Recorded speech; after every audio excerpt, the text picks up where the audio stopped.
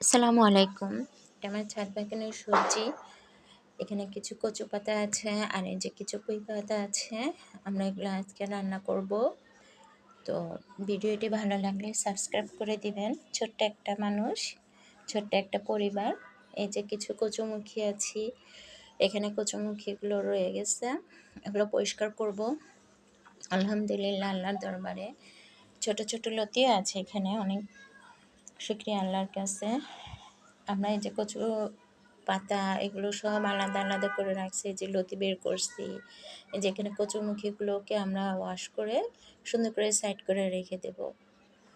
আলহামদুলিল্লাহ এই যে ওই পাতাগুলো আমরা এখানে রান্না করবো, আর এই ময়লা ফালিগুলো আমরা বারান্দায় ফেলে দিব। আর সেই যে পুঁই শাক দিয়ে যে এখানে আলু দিয়ে ছোট্ট করে এটা রান্না করছি। আর এই যে কচু পাতাগুলো আমরা চটপট রান্না করে ফেললাম। ভালো থাকবেন সবাই। ভালো লাগলে একটা সাবস্ক্রাইব করে দিবেন।